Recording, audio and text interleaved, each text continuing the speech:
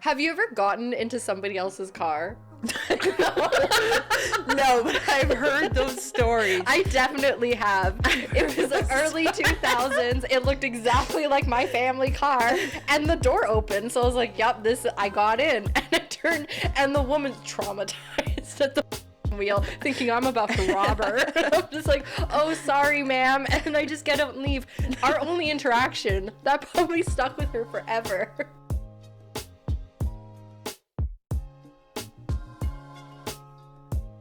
Oh no, he's a part of it. They can hardly see him though. Oh, that's unfortunate. He needs his own chair, I think. He doesn't. Camera. He in fact does not though. He needs his own chair. Hello everybody,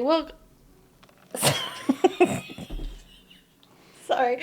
Welcome back to the Dysfunctional Duo. Where did you go? I had a really itchy eye, like, as soon as I started. My eye was like, no, it needs my attention.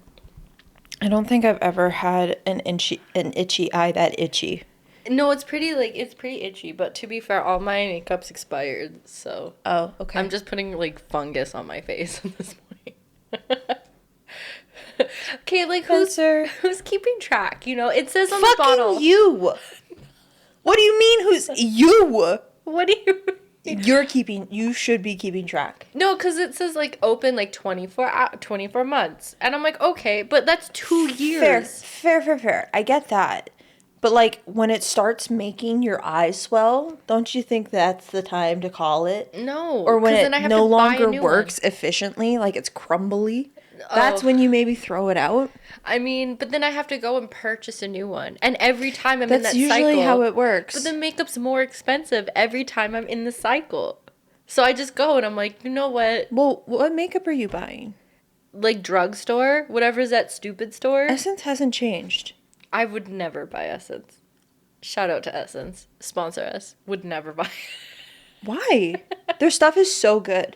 I'm an elf NYX girly. To my heart. Then you should buy Essence. NYX Cosmetics. Elf and Essence use the same manufacturer. I'm sure they do. When I first saw Essence, it was like gross nail polish. They also have the best mascara in the entire drugstore market.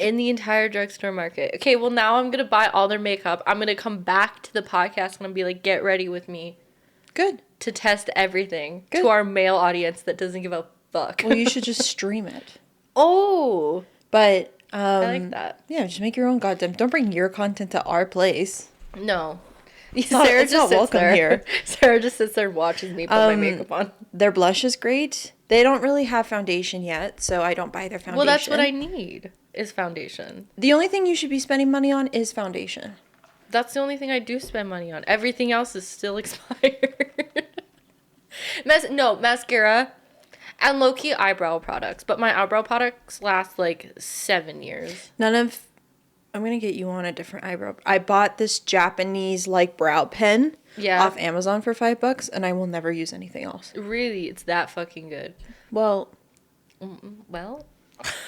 I think it speaks for itself. I mean, your eyebrows, but you have nice eyebrows to begin with. You were blessed. You also have nice eyebrows. Only because I fill them in.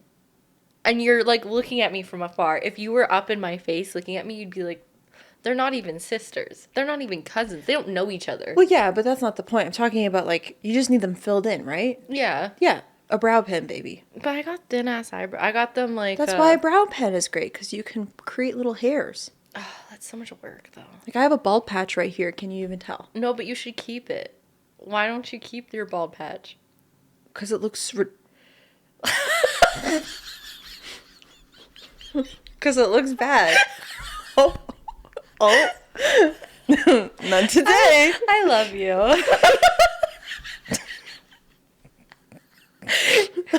You thought you had me. I almost did that on stream once. I won't even lie. I haven't said that in years, which is the funniest thing. Sometimes it just like when you're referring to yourself, sometimes it just comes out. I was watching I Wedge You Chuck and Dan or whatever that one is with Adam Sandler, and it was the first time I'd ever seen it. The movie came out like 10 years ago. Yeah. And they say this because it's about them being gay. Yeah. and they use the F word. Yeah. Oh, yeah. But, like, consistently. Yeah. And it was like, I was like folding laundry and I heard it and I was like, oh! I know it shocks you. Like, I'm in 2000!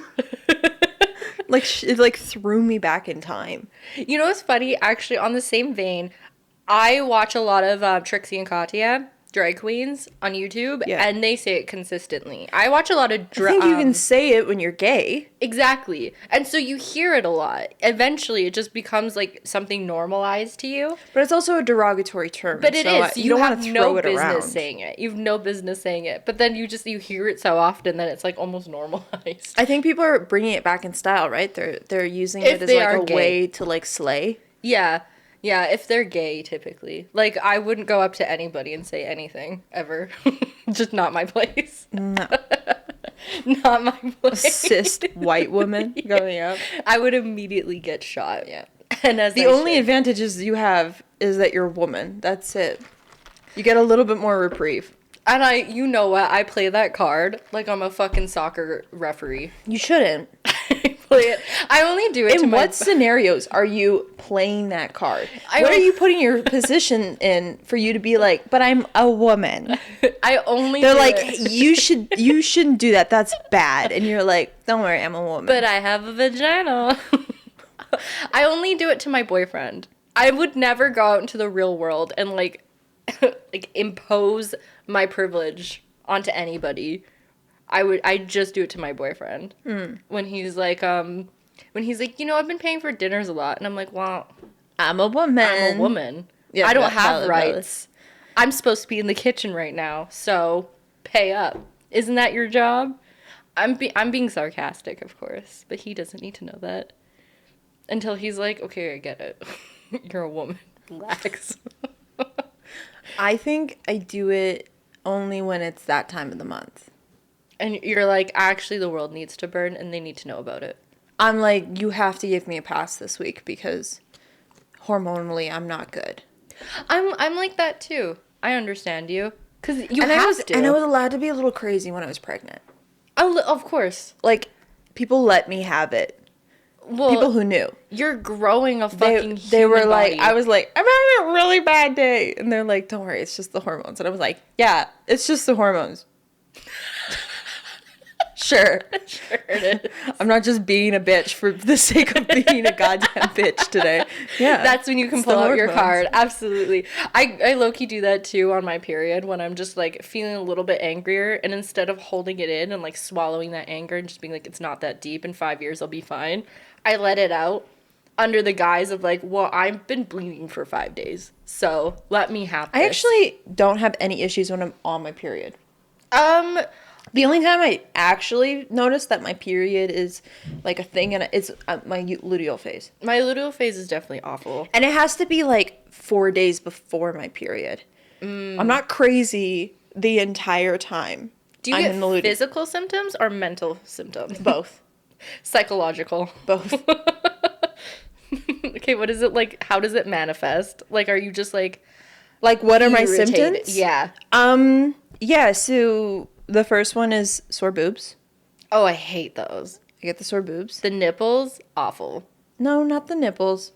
Oh. Just the boobs. Okay, period. Just achy boobs. Okay. Like I did a chest day.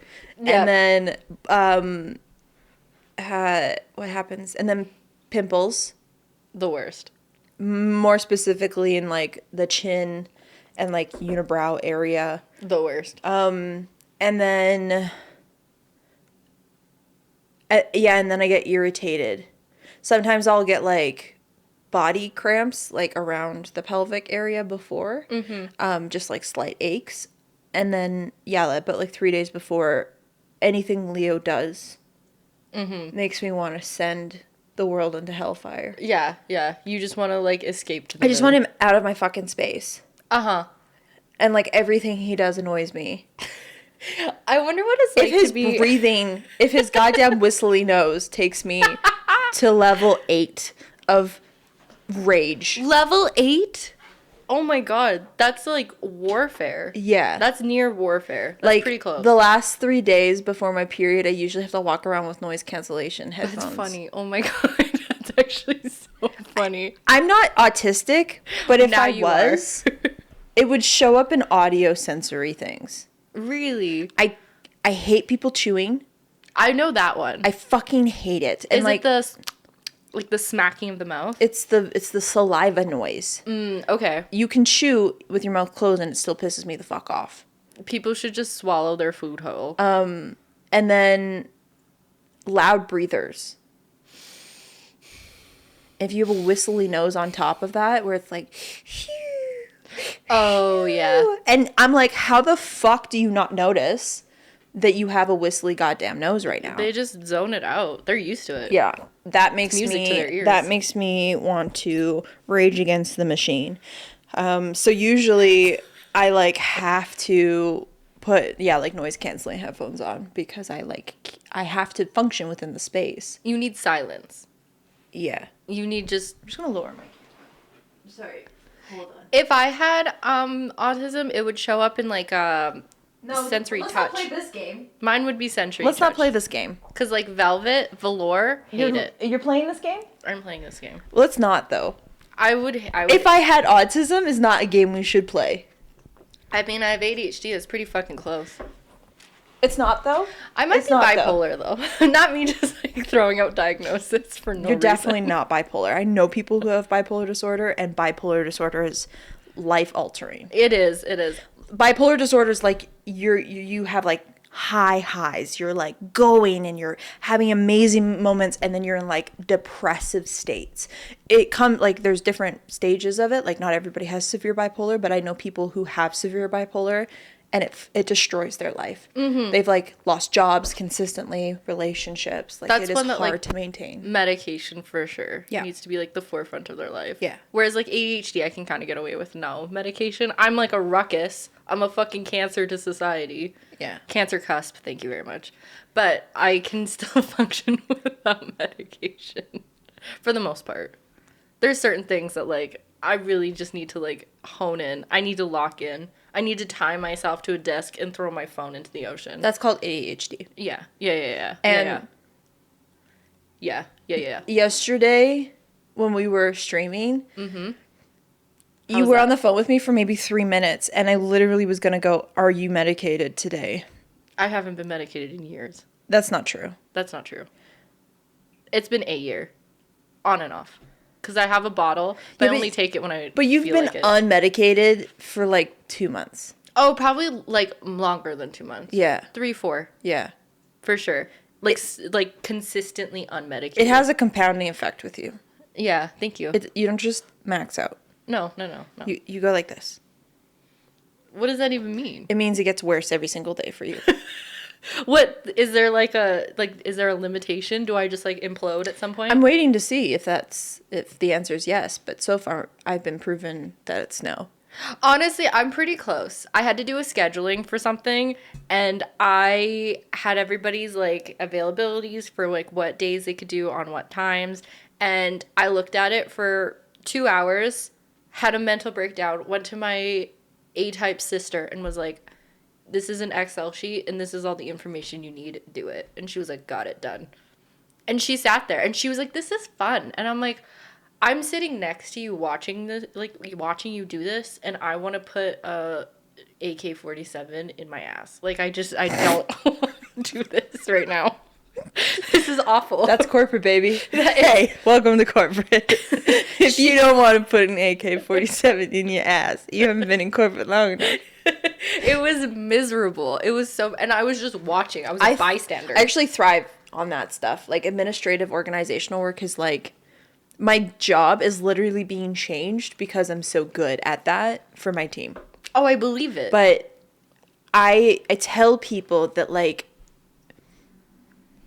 I spent so many years being undiagnosed, unmedicated, and struggling so significantly in having a type B mother and a type A father.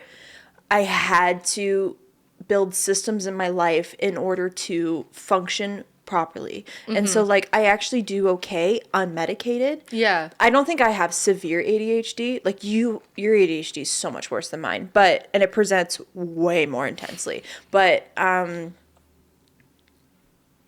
The moment I realized that I might have ADHD was literally when I was talking to a friend about how I go about setting up systems for myself. And I showed her my lists. And she was like, Sarah. Like, I was like, if it doesn't get on a list, it doesn't get done. That's insane. Like, I have a list for to-dos. I have a list for ideas. I have a list for what I want to do next week. I have a list for future projects. I have a list of things I want, like gifts and stuff for myself. I have a list for every single thing. Groceries. I have a list for, like, home tasks that I have to do. I have a list for, like, work. Like, I have my work list. I have my to-do, like, daily list, errand lists. Then I have my weekly list. And then I have a list of, like, games that I'm playing and streaming throughout the month. I have that all scheduled out. Like, I have lists for everything. I love that for you. And you've helped me implement that a little bit for myself. But that sounds, from my perspective, like, exhausting. And, like, it sounds like I'm drowning. I'd be drowning in lists. I don't know how you do it. Like, do you have to visualize it? Is that what it is? Like, you need to see what you're doing? I think partly, yeah. But if it, like, I told Spencer earlier this week, because, like, Spencer edits our content, and then she sends me the shorts that go out on our social pages, and then I help finalize the edit and send them back to her. And she was just putting them in the Google Drive. And this is not anything on your part. I'm just, like, explaining. And I'm a flop. It's fine. And then I would realize that the shorts hadn't been going out. And it was because Spencer didn't tell me that the shorts were up. And so I didn't get them edited. And then Spencer forgets because she's also ADHD. And then the shorts don't go out for a week. Out of sight, out of mind. And so I messaged her and was like, when you get the shorts in the folder, you need to text me and tell me that they're in the folder. And it's not because it's like, hey, they're ready. And I'm like, okay, I'll go. The minute you tell me, hey, they're in the folder, they go on the list. That's why. Okay, see. And then I get it done. So, like, because it's on my list. If you didn't have a list, are you like a sim? Like, are you just like, what is life? Somebody help me. Then I lay in bed and I do fuck all. Really? And then 2 weeks later I go, holy shit. I've done fuck all. I got nothing done. Oh my god. So it's like then I have 20 VODs to edit and 20 fucking highlight reels to edit. And I have no jobs that I'm doing content on. And I have nothing done at work. And my house is in disarray. Okay, I like that. The only exception to that rule is when I get my bursts of energy, which is usually at like 1 a.m. Your zoomies. Yeah. And then I'll clean the house. Or like last night I was up till 3 because I cleaned for 3 hours. Do you not like sleep? Yeah, no. How do you see, like, that's my problem is like the one thing I do need as an ADHD person is a significant amount of sleep. Like, significant. I have to have at minimum like 7 to 8 hours or else I am not a functioning human being. You can't get me to do anything. Oh, no, I run off like 4 vibes. Yeah. Like Monday, Tuesday, I mean, I get tired. Like, if I do it too much in a row, I get tired. Like, Monday, I worked all day, so I was up at 7, and then I went to bed at 2 a.m. Tuesday, Christ. I did the same thing. Wednesday, I slept in a little bit more, and I went to bed a little later, so I, like, woke up at 8, and then Tuesday night, I, like, went to bed at, like, 11. Thursday was the same. Yesterday, yeah, I was up till 3:30. I made myself a snack at like 2:30. Nice. And then went to bed, woke up at 8:30 this morning. How are you functioning? Like, just dead ass, your body's gonna give out on you, Sarah. No, because it's used to it. Yeah, but honey bunny, sweet baby angel, apple of my eye, you're turning 30 soon, mama. But that catches up on you. Yeah, but if I sleep, well, no, I'll always be a night owl. But if I sleep 8 hours, I feel like shit. Oh, you're the opposite of me. Yeah. Oh, okay. So your body's like, no. If I could take periodic naps throughout the day, that would be the best for me. I think your body's just running on, like, sheer adrenaline and fear. It can't be. Not all the time. When you're getting 5 hours of sleep, like, women are supposed to have, like, 12 hours a night. Some. That's not that's not the rule. But you're getting 5. Some people can function off of 5 hours. For now. Mama, the grave is calling. I don't know. That happened to me when I'm old, too. Like, is your family like that? Or are they just, like, no sleepers? Is it, like, a hereditary thing? I don't know. Sleeping only 5 hours is generally considered insufficient for adults. It's like the one thing I'm like very strict on is my sleep. But that's just research shows 25% higher mortality risk for those sleeping 5 hours or less. Sarah, I need you. What the fuck am I doing if you're dead? That's just straight honest, like I need you. I need you to start sleeping, mama. You will get used to the sleep. But there's so much to do at night. That's where I thrive. I understand, and like that's where I struggle with like. Also, if I have a family, you think I'm getting those fucking 8 hours of sleep? I'm just preparing myself for the warfare that is to be a parent. That's the only thing. That's the only like concern I have when it comes to like being a mother. So I'm like, you want me up? Those late at night 3 a.m. Those late night feeds, I'm gonna crush. Oh, you're gonna be happy. It's on the list. Add it to the list, mama. Yeah, those late night feeds. Like baby's gonna cry at midnight, and I'll be like gaming. Yeah. Oh yeah, you're already there. You like premeditated. My dad is a night owl, and always has been. So I think I get it from him.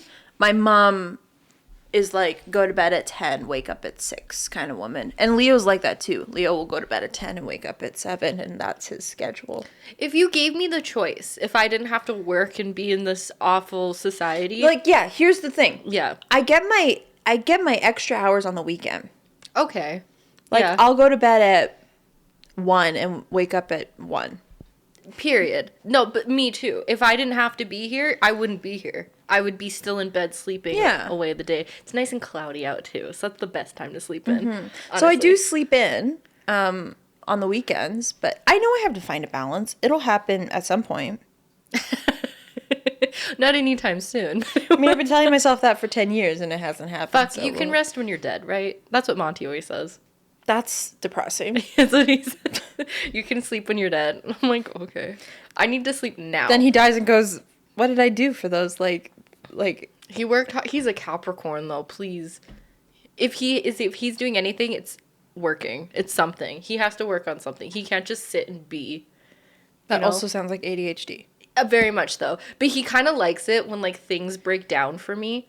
Like if I have, like, a broken lotion dispenser, he will be like, I got you. And he'll just sit there and... Yeah, he's pulling that shit apart piece by piece and, like, figuring it out. He just needs to do that. He should start buying things, building them, and selling them. Well, he buys things and builds them, but they're, like, the miniature stuff. No, he should start, like, buying, like, tech. Like, I have a friend who buys old coffee machines that have a broken piece. He fixes them. He buys them for, like, $80 a pop and then resells them for, like, $500. Honestly, he and probably that's could. what he does, like, because he's like, I need to do something, so he's like, I invested it into like money. Yeah, I think he would love to be able to do that, honestly. But or like, if with he likes cars, yes. then like he could buy a car and then fix the car and then sell it. Yeah, that's actually his like dream in life. He showed me a home because we've talked about like buying land and then building a house on top of it. And he showed me one where it was like a house and then directly attached to it was like a giant garage for him to tinker like with cars in. Cute. And I was like, you know what? As long as my house looks haunted and kooky, I'm okay with it. As long as there's brick walls. I need at least one brick wall. That's my one thing I need. And a nice kitchen. Is that easy to find? Well, he wants to build the house. See, another thing. He's like, I'll build my house. I can do it myself. I'm like, rock on. I'm just a Leo. Don't mind me. I'm decorating, though. Are you guys built, like, is that what you want to do now? Or are you going to buy and just, like, have a house? I don't think we'll buy right now. Are you going to rent? We're going to rent for a while. Okay. Because I'm still attached to the city. I'm not quite ready to let it go yet. And then if we do buy, I'd be farther away from you. Most likely, because it would be outside of the city, regardless of where it is. Just buy over here. Honestly, I would love to. You'd be like 10 minutes away from me. Right? Find me a good lot, mama, and I'll hit you up. I'll point. Like, they're literally all over the place. Okay, fine. But, like, I I want to be far enough away that, like, because the city's expanding so rapidly, I don't want to be, like, in the next 5 years, like, I'm suddenly downtown. Do you know what I mean? But, like, you also, I wonder if that'll change for you when you have kids. Probably. Because having kids out, like, my friends who I went to high school with, when their parents lived out in the country, they loathed going to school. They hated it. That's very true. That's the one concern I do have about, like, living remote. Is, like, what do I do with my children? Like, do I send the bus? Do I drive them myself? What bus? There's some rural buses will go around and pick up, like, the farm kids. I've seen it, but they go to, like, weird For schools. Elementary school, yeah. But, like, high school, no. You're on your own at that point. You're 16 years old in my house? Well, fucking figure it out. In grade 10, you're not 16. 14? Yes, you're not driving. Fucking figure it out. You're a farm kid. Take the tractor. I don't give a shit. Yeah, whatever, I'm just loser. kidding. You would not do that. I would not do. I would be a crazy mom and be like, I'm driving you right now. So you have to drive your kids every single day. Yeah, that would suck. You know what I mean? So Yeah. I think that, I wonder if that will change when your lifestyle changes. That's true. And I would never homeschool because, like, you want me to teach children of the future? Absolutely not. Yeah, no. I considered being a teacher at one point in my life. I would be horrible at it. No, you wouldn't. Only if it was like I would teach older kids and it would be specifically like creative writing. Yeah. But like if you were like teach this child math, they're coming out stupider than they came in. Do you know what I mean? Yeah, I mean, like, pick the subject that you thrive on. But absolutely. I think you'd be a good teacher. I think I'd be okay. I have some patience with children. Some, not a lot, but more patience with children than I do have for other people. See, if I was to be a teacher, I would love to, like, hang out with the middle school kids. I know they're the worst. Like, people are like, middle school is the worst, like, yeah, grade-ish level. They're the meanest. They're the meanest. They're the stinkiest. Yeah. They're kind of the ugliest because they hit puberty. Like, they're the loudest. Yeah. They're the most dramatic. Like, there's a lot going on. But, like, the way I rage bait these children. But in, like, a cool way. I think they would need you because that's such an epitomal moment of, like, growing up is junior high. Because you're not yet a woman, still, like, but not a little girl. What? They're growing into themselves. So they're, like, transitioning from, like, one stage of their life to another. They call that another. preteen, by the way. Whatever the fuck. Who cares? They're nasty. No, I think you should put that into your vocabulary. I know what a preteen is. I used to be one. Okay, you said it wrong, first of all. What did I say? A preteen. Second of all, use that word instead of you're not a woman and you're not a little girl. Okay. There's like a song and I was trying to mimic it, but I couldn't remember the lyrics. Ain't no way there's a song that says you're not a woman and you're not a little girl. No, not yet a woman, but not a girl. It's like growing into yourself. I don't know. Fuck me, I guess. Use preteen. Okay, preteen. They're transitioning from like child to adulthood, slowly but surely. So they are like figuring shit out about themselves. They need like guidance. I feel like you'd be a really good guidance person. Yeah, that's what I did for years. Yeah, that was. So I hung out with young people, and I forgot about that. Like I was literally like, what was the job title? That's like a lore drop. I was like a success coach for them. A success coach. That was the title. Yeah, that's an coach them. Did you enjoy that job? Yeah, it was great. That's probably a lot on your like mental, taking on other people's like shit. Yeah, I mean that was very intense, and a lot of the kids that I worked with, they didn't just have like high school stuff going on. They had like real shit going on. That's usually what it is. So that was always kind of hard to watch, and like some of the kids genuinely, like I worked with a kid, he was a sociopath, and he was pretty terrifying. But yeah, I mean, it was when I had the right kids. Honestly, I look back on this one specific girl who I worked with for about 2 years before she like went off and like lived her life, and she had been handed like a really awful hand of cards, like awful, where her mom was using substances and she was 9, 10 and woke up to her mom who passed away in bed next to her and had like overdosed. And then she, like, and it was just her and her That's mom. poor sweet baby angel. Oh my Yeah, God. it was just her and her mom. And so now she's put in the system because her mom died. In front of her, In front beside of her. her. She was the one who called the police, and they came and they were like, she's gone. And she fell into like street stuff pretty hardcore, had a really bad series of stuff for like about 3 years, and then she came back to us.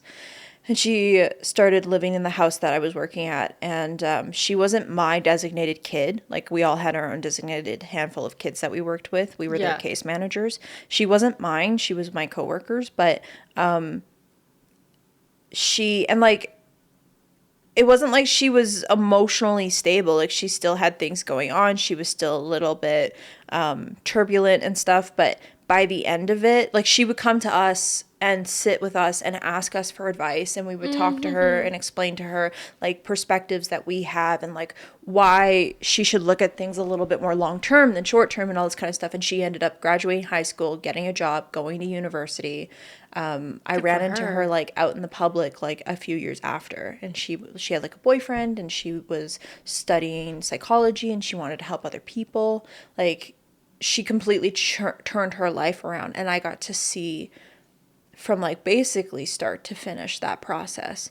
It was probably one of the most wonderful stories that I had working with kids like that was seeing somebody like that who could have had every opportunity to like not go further. Like, Absolutely. She had like severe depression. She was experiencing like suicidal thoughts, of course, as you do when stuff like that happens. And she was like, she was of the minority. Like, she came from Indigenous background. So there's already like, you're already handed a lower plate of circumstances when that happens, because socially they just aren't treated the same here. And it's really unfortunate. Because it's just because of how they present, and that, like, that's it. People just assume that they're a type of way. So people wouldn't like give her jobs, and people wouldn't, because they thought that she like wasn't a hard worker and all this kind of stuff because she was Indigenous. And none of that's relevant to the person that she actually was. And so she was already like, the schools she went to, they've already fucking like labeled her as like an issue before she even started school.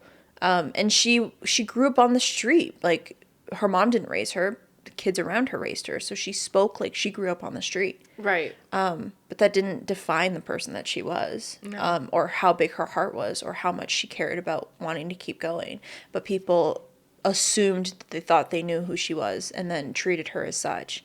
And I always really tried to work with her. And just anytime I work with kids like that, or people who are going, like, they're just people. They are. Just talk to them like they're people. That's always been so important to me. Like, even when you're like, I worked with kids, like younger kids, for about 2 years before I switched over to working with teenagers, because it kind of just happened. Like, I was working with little kids, thought I would love working with little kids, and I did, but I happened to work at a shelter for a little bit where they were taking care of little kids, and then there was teenagers, and there was like a little teen zone, and I worked at the teen zone one evening and fucking loved it. Yeah. Loved hanging out with teenagers, because they were just younger people. They were just younger adults. You could talk to them. You could talk to them. They had thoughts. They had emotions. They had desires. They knew what they wanted to do. Yeah. So now you're just helping guide them to where they want to be. You're not trying to show them what they need to be. Yes. But I was working with younger kids, and even when I worked with little kids, like little babies and toddlers and stuff, like, they're just people. Yeah. Like, baby talk and stuff like that. Like, I've never really loved the concept of talking to toddlers with baby voice. I can't help it. Because it makes them stupid. It does. It does. I know. And, like, all you have to do is talk to them. Yeah. They're just little people. They don't really know how to talk yet, and they don't really know, like, what they're conceptualizing sometimes, but like, all you have to do is talk to them. Yeah. It's like one of my biggest, and I know people do it and it's fine, but like, one of my biggest pet peeves, like, when I have children, if somebody talks to my children baby talk, I'm telling them to get the fuck out of my house. It'll be me. I'll tell you to get the fuck out of it. It'll be me. I will not let people go like, oh, you're so cute. No, so are you? Like, I would be like, when they're go. infants, what if it's like newborn and it has no fucking idea about what the fuck I am? That's their first interaction with people. I want you. That's their first interaction. You want them to start stupid. That's what you want? They're cute. It's like a dog. Great. They are cute. I hate when you do that with the boys too, because I don't do that with them. They're cats. Yeah, but just talk to them. The cats understand when you talk to them. They can understand, yes. I grew up with dogs though, and dogs get like, oh, fuck yeah. And all your dogs were stupid. Well, okay. All your dogs were very dumb.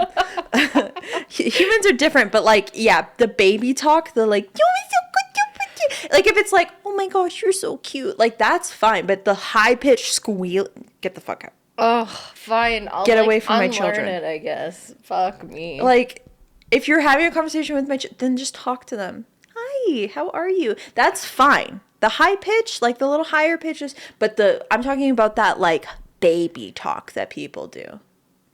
Bro, it's the worst thing you can do for a child. Is baby talk them. I like being I want people to baby talk me, to be honest.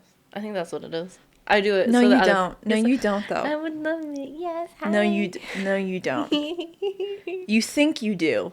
You get a week of that, and you're pulling the AK-47 out of your ass and like unloading the barrel. Like, I can't help it. It's just part of, I don't know. I know, and there's pieces of it, but like what I'm saying is like when I was working with babies and toddlers and stuff, like it actually dysregulates them. Oh, interesting. I didn't know that. Like, dysregulates. Like it like sends them into like what the fuck? Yeah, it's high sensory. Oh, okay. Hi, how are you? Like, well, yeah, you want to talk you don't want to whisper at them either. They're not stupid. They're not stupid. But like it's like, think about when a baby is crying or screaming near you. Yeah. What does that do to your physical state? Oh, it sends me into like overdrive. Fight or flight, yeah. Now imagine somebody's talking to you in that frequency. Well, like screaming at me, no, I don't like that. Same pitch. But it's nicer. It's not, though. It seems nicer. It seems more like, aw. You really think this is nicer? You're enjoying this? Oh my goodness, yeah. So I went out on Wednesday and I went to go have coffee and then I had a salad. Like, that is, like, Jesus Christ. Not in like a 24/7 thing is crazy. But if you're a baby and that's all you get, that's 24/7, bro. If it's like one person and it's like for like, oh, look but at it's never just one person. Oh, but how do you tell like the whole world stop talking to my baby? No, you just go talk to them normally. I feel like that's so much, like I feel like as soon as you say that, I start to like overthink how I'm talking and I'm like, hello, good morning. How are you today? Did you get the report? What do you think about the data? I don't know. How about this weather today? Yeah, right. Hello, good day. Have you gotten your oil change? I have not. Just talk to them like a regular fucking person. You don't overthink when you talk to me. No, but you're not a baby. You're not, like, you're cute, but you're not that cute. We'll talk, but like when a baby comes, like I just talk to the baby. What do you want? You want a snack? Okay, hold on. Let's go over here. Like that's how I talk to them. I mean, I talk to my niece and nephew like that, but I'm used to them. Yeah, you know, I'm used to who they are. With other people's kids, I can't help it. They're just so cute. I want to squeeze you. And that's fine, but like the high pitch. Like, surrounding my children with high-pitched baby talkers is, like, the last thing I want to do. Because it does. It sends children into... It's like putting a bunch of... We talked about this. Those bright children shows. Like, it fucks with their system. Maybe that's why I am the way I am. Is because, like, I was probably raised on people baby talking me. And so I'm just like, oh, this is just what is life. When I was a little kid, my dad and I just had conversations. I never got in trouble. If I did something bad, he would sit me down and talk to me about it. Yes, yeah, I didn't have that. He'd be like, do you understand why this was bad? Yeah. Okay, can you tell me why? Yeah, because this, and this. Okay, what do you think you need to do next time? this? Yeah, but maybe also this. Like, if you want this, you can come ask me. Like, that's how we would have conversations. See, I think parenting is so interesting, and it explains why we are the way we are. Because I didn't have that. Like, if I did something bad, I had my mom screaming in my face. Which is why, like, I actually didn't... My dad never raised his voice at me. Oh, I got raped.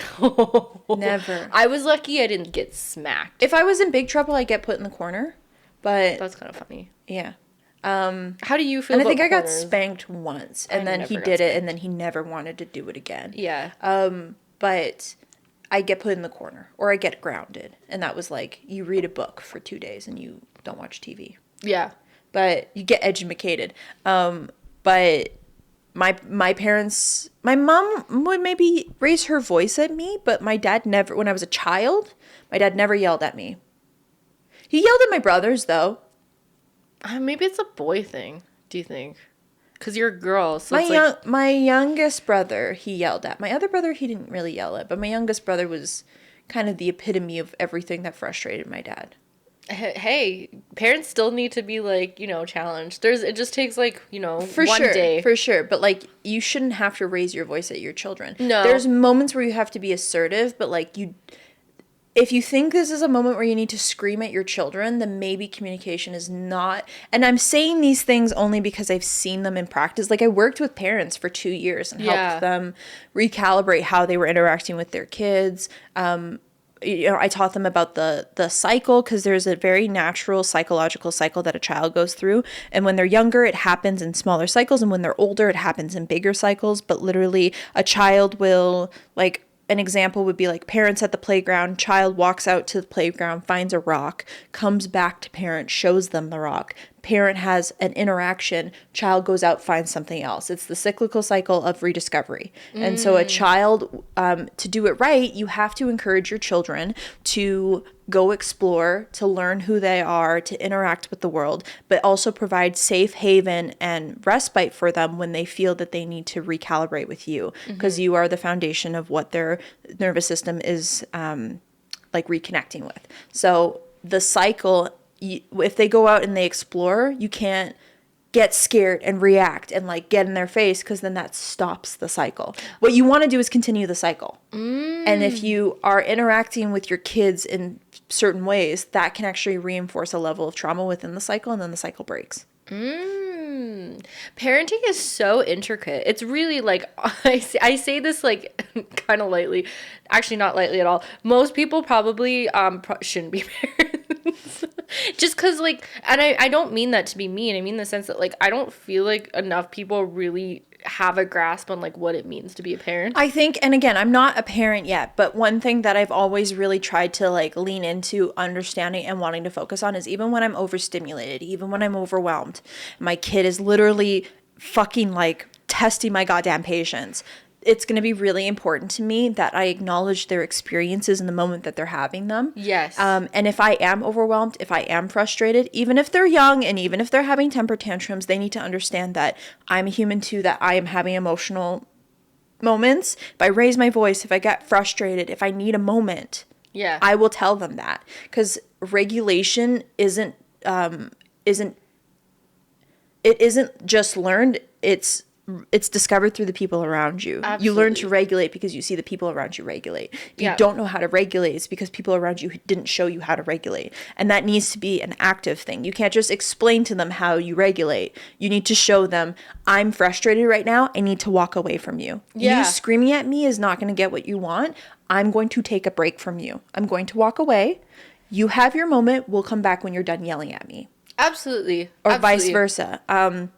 Or same thing, like, I had a friend who had her son, and her son was having, like, a temper tantrum when we were, like, sitting next to her. And she turned to her son, and she's like, what's going on? And he's like, I'm upset. And she's like, are you sad? Are you mad?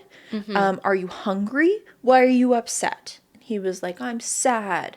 She's like, why are you sad? And he's like, because I lost this toy. And she's like, okay, how do we stop you from being sad? He's like, I want to find this toy.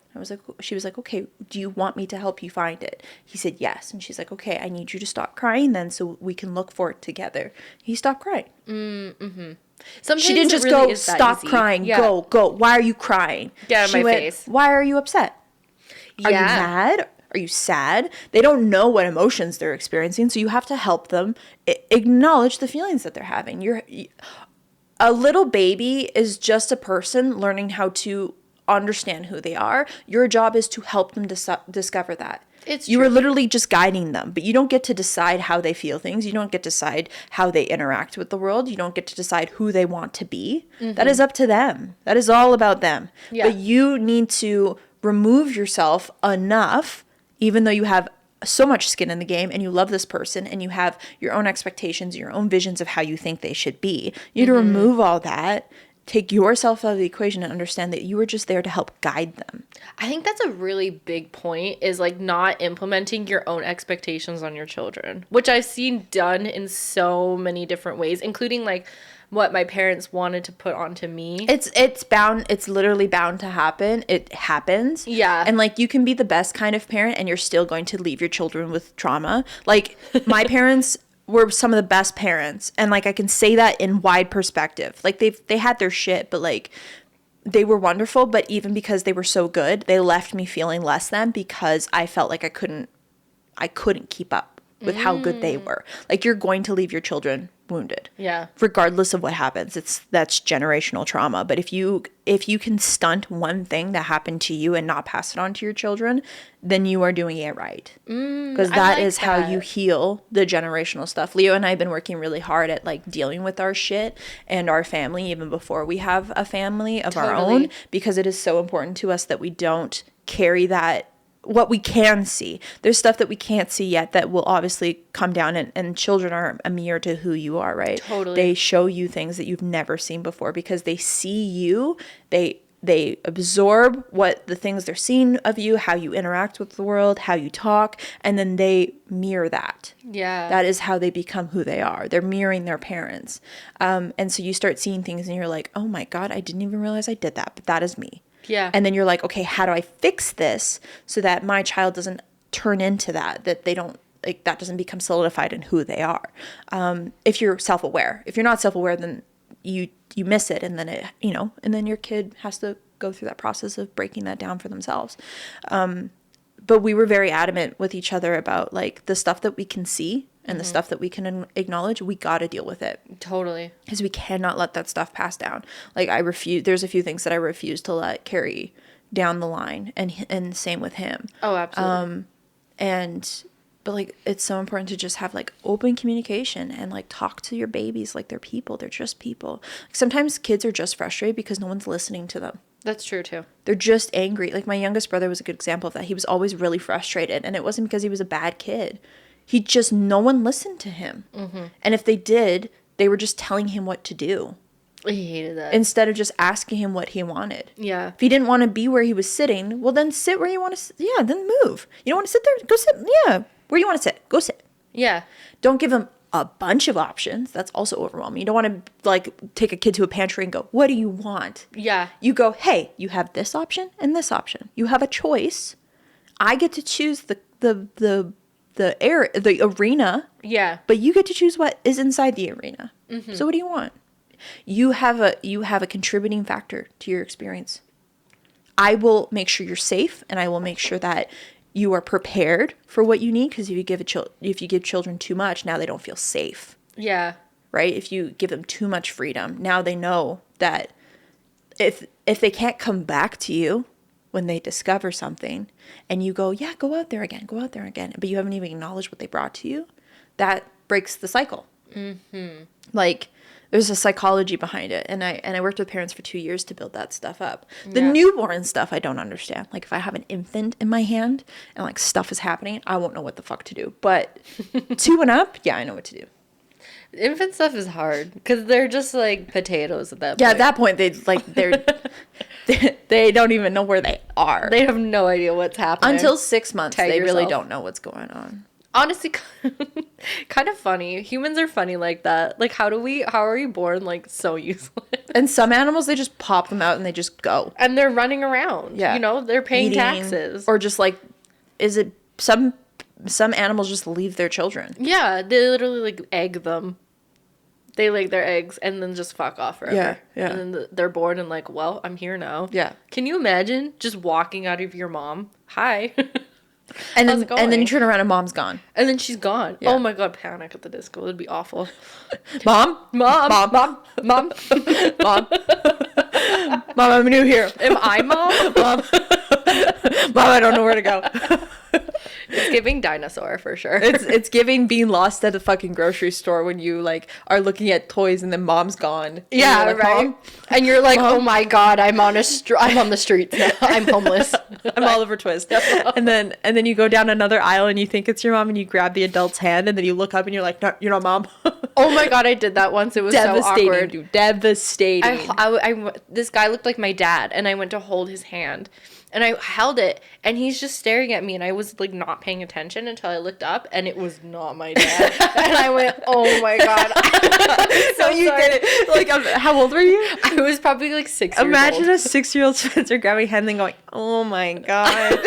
I don't think I said that. I don't know what I did. I probably didn't say anything. Imagine I want to believe that that's what happened. I just want to close my eyes and imagine my a 6-year-old God. Spencer grabbing an adult's hand, him looking down, and then he sees the little girl and she goes, oh my god. And then my dad saw it happen from like across the way. That used to happen and to my he's dad. laughing. He thinks it's fucking Yeah, hilarious. it's so silly, but the child's traumatized by I know. it's like I think that's a shared experience where you grab the wrong hand and you realize it's not your parent, and it's the same as like when you walk up to a car and you're like checking your makeup, turns out somebody's in the actual vehicle that you're Oh, the worst. Yeah. Have you ever gotten into somebody else's car? No, but I've heard those stories. I definitely have. It was the early 2000s. It looked exactly like my family car, and the door opened. So I was like, yep, I got in. And I turned, and the woman's traumatized at the fucking wheel, thinking I'm about to rob her. I'm just like, oh, sorry, ma'am. And I just get out and leave. Our only interaction, that probably stuck with her forever. I've heard people do that. I haven't done that, but I've heard of people who do that, and I think it's the funniest thing ever. But yeah, that's why I lock my doors. I do now, but early 2000s, people didn't give a shit. So you're just Valid. walking into anybody's car. I ran into somebody's side mirror as they were in the vehicle. Like I think I was on my phone with my dad. I was like a teenager and I was walking and I smashed my head in their side mirror and they were in the driver's seat. Like they saw it next to them unfold. They probably watched you. They unrolled the window as I walked away and started laughing, like barking, laughing. And my dad started laughing because the guy was like, "Are you okay?" He was like at my dad's age. Yeah. And I was like, "I'm fine." And he's like, "Okay." And then like rolled up the window as I'm hearing laughing. Oh, I thought Like, he rolled down the window just to laugh at you. No, he was checking to see if I was okay. I think he was also checking to see his mirror was okay. But I ran into it full speed. Like, Yeah. like I didn't even know it was in front of me. You just shattered the mirror. That also, one time when I was a little kid, I was biking and I wasn't paying attention and I ran straight into a car and with my bike and like slid onto the onto the car and somebody was in the vehicle when it happened. Oh my god. It was like a teenage girl. Oh, she was probably like, LOL. She was devastated. She got out and she's like, "Are you okay?" Like she thought that I was gonna like file an insurance claim against her because I hit her car with my bike. She was parked. Oh, she's like, I swear to God, I wasn't moving. And I was like, "Are you okay?" Like, I'm so sorry. And I was like 8. And she was like, "My car's fine." She's like, "I just want to make sure." But I like full on like, it's like slid into the car. I like full on hit the car with my bike. The car was fine, but You're yeah. just going around traumatizing people in their car.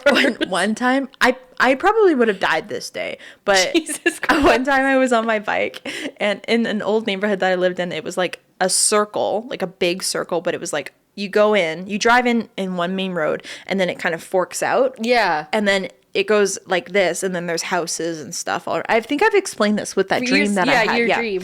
But it went uphill. So it would go uphill, and then it'd be like a straight line. And then, so when we were kids, we would bike, go uphill, go here, and then go downhill. Oh, fun. Full send. Yeah. Like you're biking with like fucking as You're fast going as you 30 can. kilometers an hour. Yeah. One time I did that, and I wasn't paying attention to the road, and a mail truck came through the road, also going like 50 kilometers. And I caught it in time to like move off the road, but like had I have not, I would have been hit by a mail truck that day. You would have gone through the fucking windshield, my dude. No, I would have been under the oh my god, that's even worse. Those are really high trucks. Oh my god. Yeah. Well, what are you doing in the middle of the fucking road going 60 kilometers an hour? That's what we did. On a fucking... That's what we did. And it's not like people, it's not like a bicycle. main road. Like cars would come in when people were coming home. But on a Saturday afternoon, like you're just, that's what we did. We would go around and around and around and like just like ride the circle. That was what we did. Ride the circle. But yeah. Also, same neighborhood. The chain on my bike came off, and so I was walking my bike back to my parents' house, and a guy in a white van pulled over and asked me if he wanted, like, if I wanted to get into the van so he could help me fix my bike. I hope you said yes. I didn't.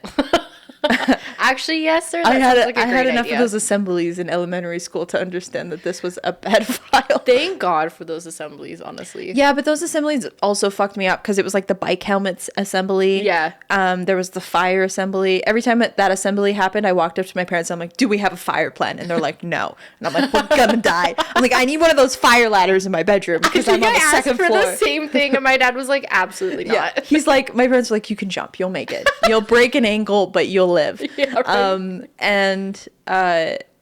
And then the no drugs, where you go through or no smoking, you go through the tunnel and you see like pig's lungs and stuff. That was the worst.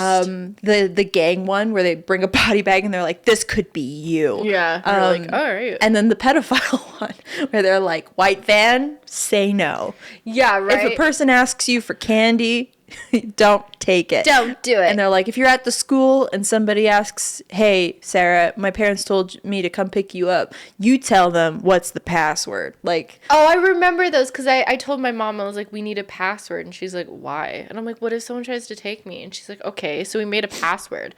And I went up to her the next day and I was like, what's the password? As if she's not my fucking mom. And she's like, I don't remember. She's like, just go home.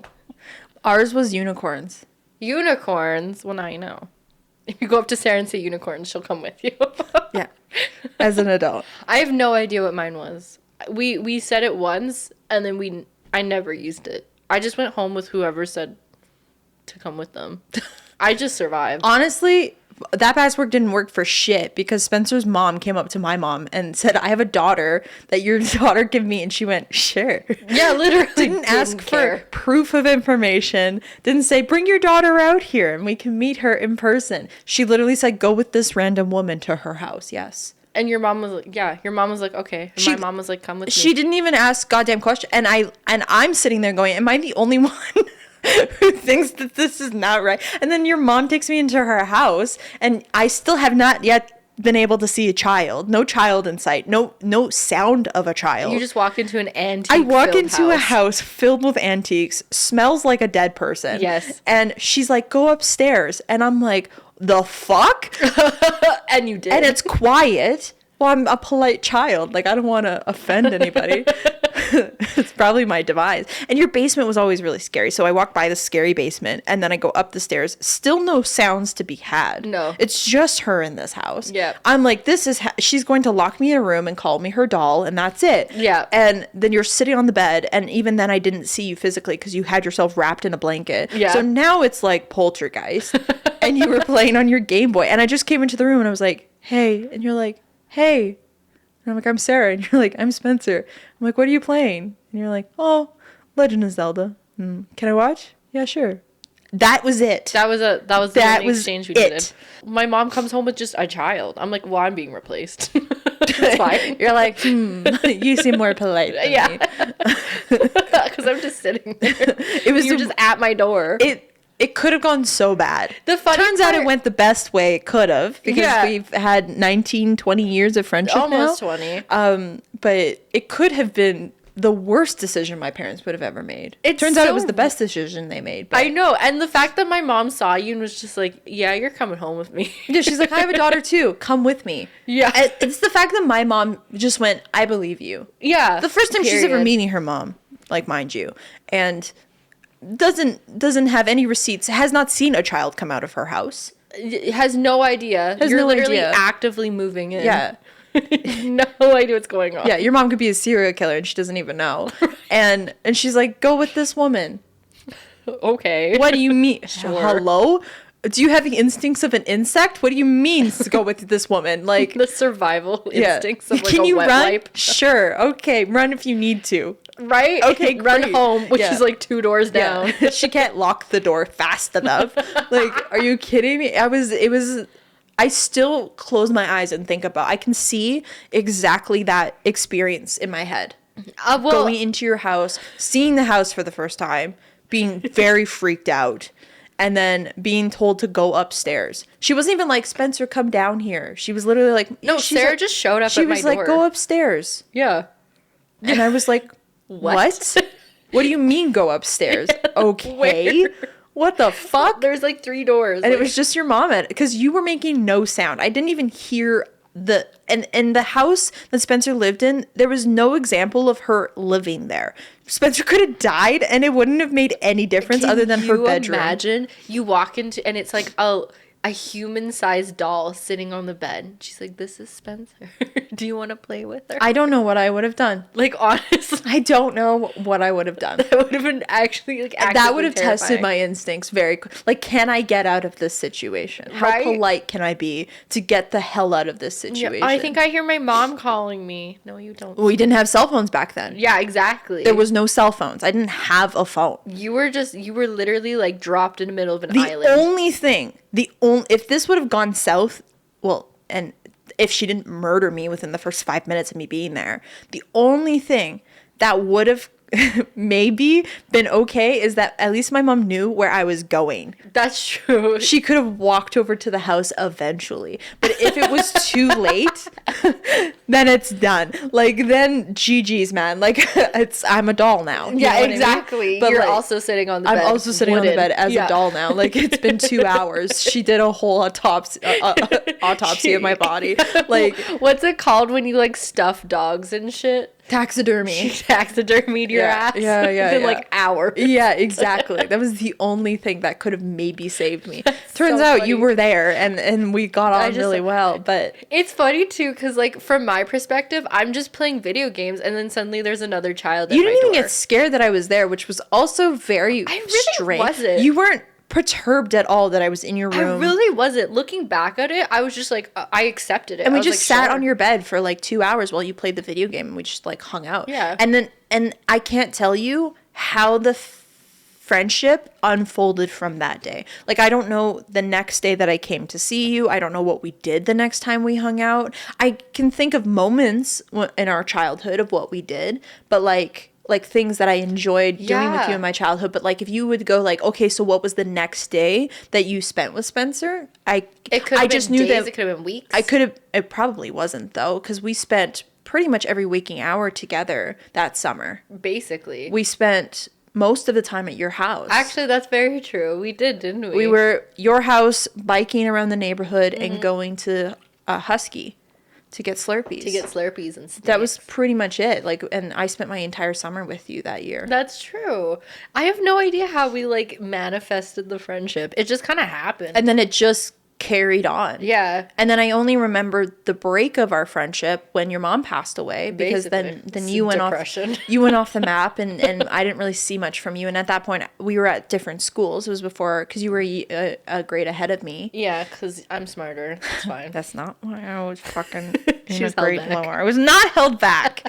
And then our friendship literally kicked back up when you got back from New Zealand. Which is crazy. And then too. And it it's was literally been- like, it was like we picked up where we left off. It was like, Yeah, I feel like you were ready. I was always ready to receive you. Yeah. When you were ready to come back, and you were ready at that point. I think I needed my trip. I needed to be like You separated needed from... you needed those years to figure, which I get. Your mom died. Like, it's not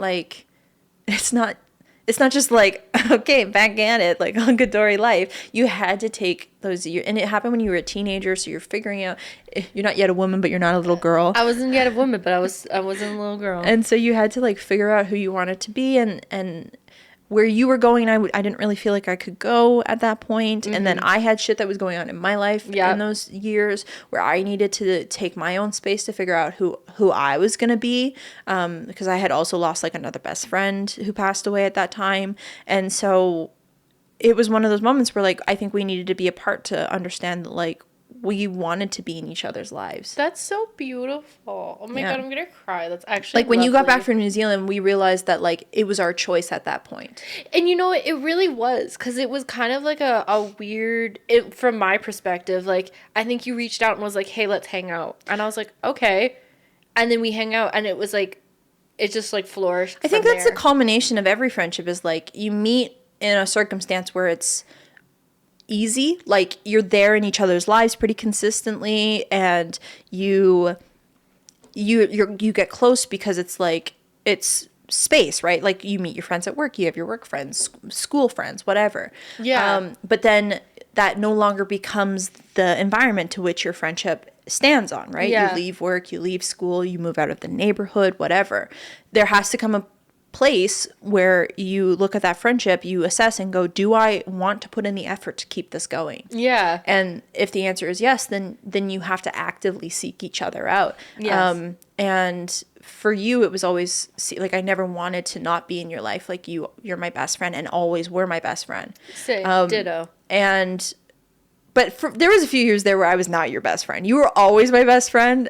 There was a few years there where you were like, I don't have any best friends. You're like, I have no friends. You're like, I have friends I hang out with and like smoke weed with, but like I don't have any best friends. And I'm like, and then people would be like, who's your best friend? I'm like, Spencer. Like you were always still my best friend. And I always knew the person that you were outside of, and like same thing with you, right? You always knew who I was outside of just like growing in, because we've always been the same people. Yeah. We've not really changed. We've grown up and there's like, you know, we've grown together, I think, but we've never really changed who we were when we were even children. And we could always be authentically ourselves. Yeah. And I think that's like the foundation of how our friendship stands. But we just kind of came back to a place when you got back from New Zealand where it was like, we didn't even talk about it. It was just like a subconscious decision where we were like, I actively want this friendship. Yeah, very much so. That's actually kind of how it felt, where, like you said, it was like a decision. Yeah. It was like a subconscious. I wasn't like, you know what, I want to be friends with Sarah. Yeah. Like, I didn't think that. I was just like, I want to hang out with Sarah. And then I saw you, and it felt like a piece being put back together. Yeah. That's exactly what it felt like. It was just like, it was like everything slid back into place, and I was like, oh, this is meant to be. This like, is the thing that maybe I was here. missing a piece of. Yeah, absolutely. Absolutely. I think just seeing your face again after so many years, I was just like, yeah, I needed this. It felt like home again, honestly. Yeah, exactly. I think I was missing that, but I needed to be away from it for a certain to put amount of time. the pieces back together and realize what you wanted, right? Yeah, same absolutely. thing here. So I don't know how we got to this conversation, but so deep. Also, it's an hour, so like we can't even talk about the thing you wanted to talk about. Fine, fuck it. But it was one of those things where, I just like, I was talking to my stream about this, like, you get to, when you're an adult, you get to choose like which friends you have, and like I've said this, but like you're really my only friend, and not in like a sad way. I'm content with that. Like I really enjoy having you be like my friend, minus my husband, who's also, you know, he's my best friend first more than anything. But I guess so. I guess. But I'm cool just having you be my best friend, because it's like you bring enough personality for everybody. But I don't even know how to like summarize this. I don't even know how to like wrap this up into a pretty bow. It's just good. It's good to be friends with you. You made a good choice in friend. I'm being honest. I fucking did, dude. You're awesome. I know. It's so funny how like life almost like we were meant to be. Yeah, you know? Kindred souls. We were meant to be in each other's lives. I literally wrote in your house, Spencer was here before you even moved in. I remember that. I put a stamp on you. Because she hung out with the girl who lived in the house before I lived there. They were crazy. They were weird kids. Turns out she was leaving that note for me. I was. Again, like, isn't that kind of like funny how life works out like that? Yeah. I don't know. It's so weird. I know. Crazy, dude. Yeah. Anyways, we talked about children. We talked about generational trauma. We talked about friendship. I hope this brought some kind of ADHD. Hey, there's a flavor for everybody on this episode today. Some of the last episodes have been kind of like not really organized, and I hope that that's okay. We're going to get back into organized content a little bit because it's really going off the rails a little bit. It's a little more dysfunctional than I would even like to have, but I hope you're enjoying this. I know people are still commenting, people are still kind of like engaging with the content, so I hope you enjoy watching this stuff, but it's really just like two best friends hanging out these episodes. It is. That's kind of what it's turned into, and I'm cool with it. Spencer's cool with it. If you're cool with it, great. We've had some new people join, so if you're here and you're new, like, we see you, welcome. If you want to learn more about us, we do have additional socials. I'm assuming most of you found us on YouTube, but we actually do have Spotify. I got our episodes back up on Spotify, so all the audio files are now available. It was like 20 audio files that were like in the back. I don't want to talk about it. I did it. Look, it was on the list. I got to it on the list. It was just low on the list. It was just very low. It just kept moving down the list. Actually, the first issue was it wasn't on the list for like a month, so it needs to be on the list.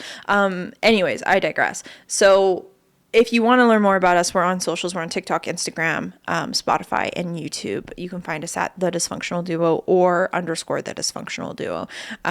All our socials are on YouTube. They are in the description of these videos, so if you are curious, you can find those. Spencer and I also are streamers, and we make our own content and stuff, and you can find those socials as well if you want to see like different styles. And Spencer and I do stream quite a bit together on Twitch, and so if you want to see like a different level, some of the most like iconic and best dysfunctional duo conversations we've had are on stream.